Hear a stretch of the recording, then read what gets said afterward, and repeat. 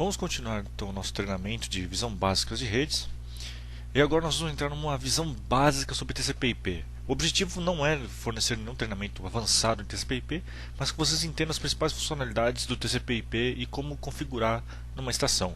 Meu nome é Fábio, trabalho na Microsoft no TechNet Brasil como especialista em produtos, na parte de infraestrutura e Windows Server 2008. Eu vou mostrar para vocês agora como funciona esse nosso módulo de TCP/IP. Lembrando que nós temos uma série de outros módulos que vocês já estão acompanhando e os próximos módulos vão ensinar como configurar a parte de wireless e assim por diante. Tá bom? Então, basicamente é importante entender o que é o TCP/IP. O TCP/IP é um conjunto de pequenos protocolos que juntos formam a suíte TCP/IP. Nós temos protocolos específicos para acesso a páginas de hipertexto, que é o HTTP. Nós temos protocolos específicos para transmissão de arquivos de forma segura, que é o FTP, e assim por diante. Basicamente, na arquitetura do TCP/IP, ele é dividido em 4 camadas. Nós temos uma camada de aplicação, uma de transporte, uma de internet e uma camada de interface de rede. Cada um desses pequenos protocolos do TCP/IP atua em uma camada específica. Por exemplo, na camada de aplicação nós temos como exemplo o protocolo HTTP e o FTP. Na camada de transporte, ela vai controlar como é que vai ser essa comunicação entre as estações. Então nós temos basicamente o protocolo do tipo TCP e o UDP. Tá? Lembrando que as diferenças básicas é que no TCP você tem uma garantia de comunicação. A máquina, quando elas estabelecem a comunicação, eu tenho uma garantia do envio da mensagem e a confirmação de recebimento. Já no UDP, eu não tenho esse diagrama, então eu tenho apenas o envio do pacote sem a confirmação. Por exemplo, eu posso ter o exemplo de streaming de rádio pela internet, ou também streaming de vídeo. Tá? Quando você faz uma transmissão de áudio e vídeo, você não precisa obter a confirmação de recebimento do pacote. Isso faz com que o UDP torne-se muito mais rápido e ideal para uma série de situações interessantes que nós acabamos utilizando ele. Já a camada de internet, nós temos alguns outros protocolos específicos, como o protocolo do tipo IP, o ICMP, o IGMP e o ARP. Desses 4 aqui, é claro que existem muito mais. De todo desse diagrama que vocês estão vendo aqui, existem outros protocolos. Eu estou apenas listando os principais. O ICMP é o mais conhecido de todos e ele é o famoso ping. Na verdade, o ping é uma das ferramentas que nós vamos utilizar para diagnósticos. Ele serve basicamente para detectar se a outra máquina está respondendo ou não via TCP/IP. E a camada de interface de rede vai definir como vai ser a comunicação entre elas. E aqui eu estou listando apenas 2 métodos, que é utilizando adaptadores do tipo ATM e também adaptadores do tipo Ethernet, que é o padrão mais comum utilizado. Basicamente, todos esses protocolos do TCP/IP, eles utilizam o conceito de porta. A ideia de porta é identificar dentro de uma máquina, se ela estiver utilizando o TCP/IP e estiver hospedando serviços de FTP, HTTP e assim por diante, como é que uma estação consegue identificar quais são os serviços que estão funcionando na outra máquina? Então, basicamente, como funciona? Funciona simples. Se no caso aqui de um servidor ele tiver o serviço de FTP Server, então ele vai fazer escuta na porta 21.20.21. Então o que significa? Se houver uma requisição da máquina para a porta 20.21, ele sabe que é uma requisição do tipo FTP. Em contrapartida, se eu tiver um outro servidor e ele receber uma requisição na porta 80, ele sabe que é uma requisição de HTTP. Então, através desse conceito de portas, eu consigo identificar qual que é o tipo de aplicação que está sendo solicitada. É por isso que eu posso ter num único servidor vários serviços de FTP e de HTTP, por exemplo, sendo executados no mesmo computador. Se eu tiver o exemplo de uma única máquina, se eu receber 2 requisições, mesmo que seja para o mesmo endereço IP, o servidor vai distinguir através da requisição da porta. Então, se vier uma requisição para o mesmo IP na porta 20.21, ele sabe que é uma requisição do tipo FTP. Em contrapartida, se para esse mesmo IP vier uma requisição na porta 80, ele sabe que é uma requisição de HTTP. Então, é dessa forma básica que as máquinas conseguem identificar os tipos de serviços e aplicações. Nós temos também uma série de utilitários que são embutidos juntos com o TCP/IP. Nós temos alguns utilitários específicos de diagnóstico, como por exemplo o ipconfig. O ipconfig nós utilizamos para detectar qual que é a configuração IP da máquina. Outra ferramenta muito utilizada acaba sendo o ping. O ping tem o propósito de servir de teste de comunicação entre 2 computadores, onde ele envia o sinal e espera uma resposta. E também nós temos alguns outros como o Tracert e assim por diante. Para teste de conectividade, nós temos algumas ferramentas também. Temos o FTP e o mais conhecido de todos, que é o Telnet. O Telnet é muito utilizado e ele serve principalmente para você testar a comunicação em uma determinada porta TCP/IP de uma máquina para outra. E também temos os outros serviços que trabalham mais do lado do servidor. Por exemplo, o serviço de impressão baseado em TCP/IP e o serviço do Internet Information Services, que é o servidor de web da Microsoft. Basicamente, como funciona o endereçamento IP? O endereçamento IP é um endereço de 32 bits. Esses 32 bits são compostos por 4 octetos, ou 4 campos de números. Cada campo é formado por um conjunto de 8 bits. A somatória completa 32 bits. O endereçamento IP de 32 bits, que é o mais comum utilizado, ele é dividido então em 4 campos, onde esse valor, esses 8 bits, variam de 0 ou 1, cada um deles. Isso significa que é através dessa forma que as máquinas utilizam sua identificação na rede. É através do endereço IP que as máquinas conseguem comunicar entre si, não somente numa rede local, mas numa rede remota. Nós temos uma parte do endereço IP que nós chamamos de Network ID e outra parte que nós chamamos de Host ID.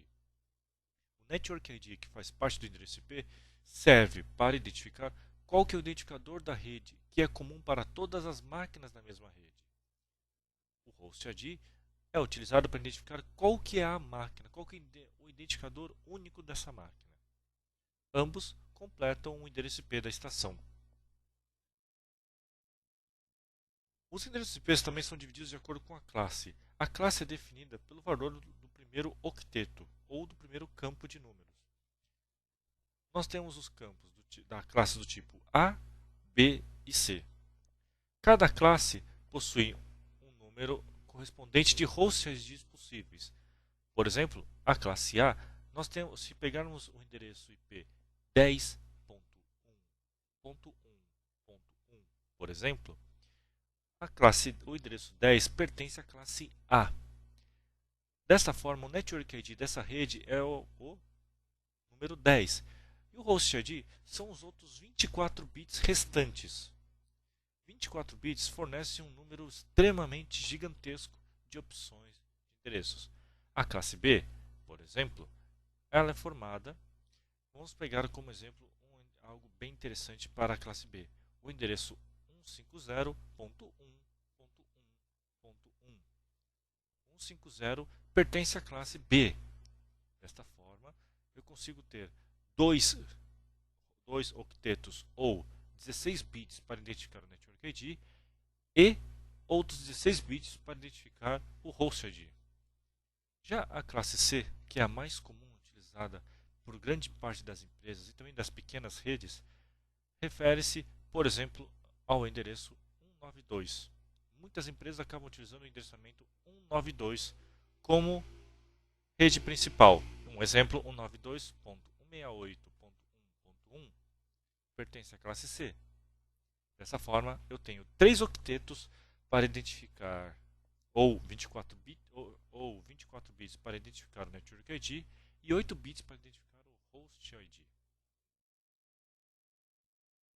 A subnet ela serve para poder identificar de uma forma muito mais fácil qual que é o Network ID.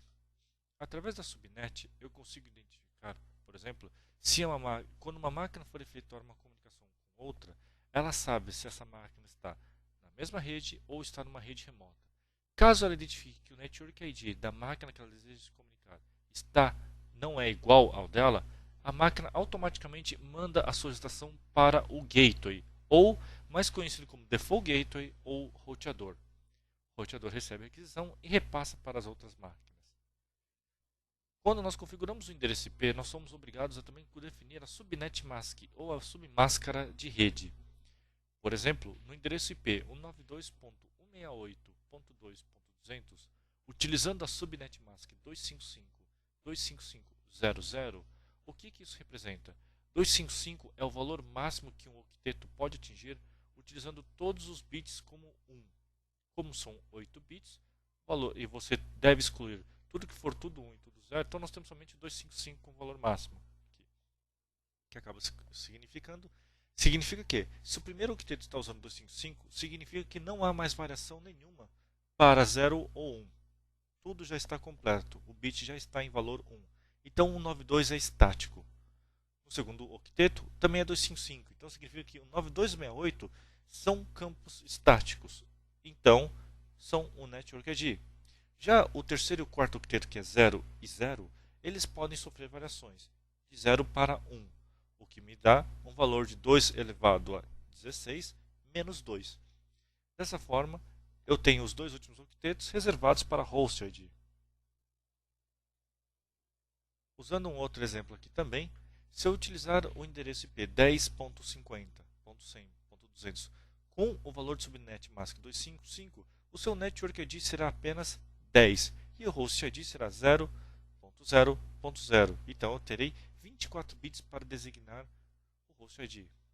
Se eu usar a subnet mask 255.255, eu aumento a quantidade de network IDs e diminuo a quantidade de host IDs. Se eu incluir mais o terceiro octeto como subnet mask 255, isso significa que meu network ID ficou 10.50.100 e eu tenho somente o último octeto para ter a variação de host IDs. Então, basicamente, o funcionamento é: nesse exemplo, nós temos duas máquinas usando o endereço IP 9268.1.100 e a outra usando o 9268.2.100. Se as duas utilizarem o subnet mask 255.255, significa que o network ID é comum entre elas, o 92.68. Isso significa que, se a máquina 192.68.1.100, que é a máquina A, tentar se comunicar com a máquina B, que é o 92.68.2.100, ela não vai mandar nenhum sinal para o roteador solicitando o outro endereço IP. Ela sabe que o endereço IP está local. Entretanto, se eu utilizar o subnet mask 255.255.255.0 e tentar acessar a máquina da A, tentar acessar a máquina D, ele vai verificar que o network ID das duas máquinas são diferentes. Uma utiliza o network ID 92681 e a outra utiliza o network ID o 92682. Isso significa que ele sabe que o network ID é diferente da máquina e ele manda a solicitação direto para o roteador ou para o default gateway. É dessa forma que nós conseguimos segregar numa mesma rede física várias redes lógicas. Para que você possa comunicar máquinas com network IDs diferentes, é necessário um roteador. Aqui estão algumas recomendações importantes que você pode utilizar. A mais importante de todas refere-se ao primeiro item. Você não deve utilizar um número, o primeiro octeto, o primeiro campo de números. Você não deve utilizar o 127. O 127 é utilizado para loopback. Ele é mais conhecido como endereço IP 127.0.0.1. Se você realizar o ping, que é um comando de teste de comunicação, com o endereço 127.0.0.1, ele vai responder. Por quê? É utilizado para testes locais, para verificar se o protocolo TCP/IP está funcionando de forma correta. Então aqui estão uma série de recomendações interessantes que você deve adotar no planejamento da sua pequena rede. Quando você estiver configurando as estações, você vai utilizar nas propriedades de TCP/IP de duas formas: ou utilizar o endereçamento IP automático, dinâmico, ou endereço IP estático. Nessa hora você é obrigado a definir qual é o endereço IP e a subnet mask. Caso você utilize o endereço IP dinâmico, lembre-se que quem fornece o endereço IP dinâmico é um serviço do Windows ou de algum aparelho externo chamado de DHCP Server. O DHCP Server é responsável por enviar o endereço IP para a máquina quando ela solicita. Isso significa que, nessa configuração que vocês estão vendo aqui, se eu habilitar esse parâmetro na minha máquina, a máquina automaticamente solicita na rede um endereço IP fornecido por um DHCP Server. Caso você não tenha um DHCP Server, você é obrigado a informar manualmente qual que é o endereço IP da estação. E a configuração através do ipconfig pode ser feita através da linha de comando. Você vai abrir a linha de comando e digitar o comando ipconfig.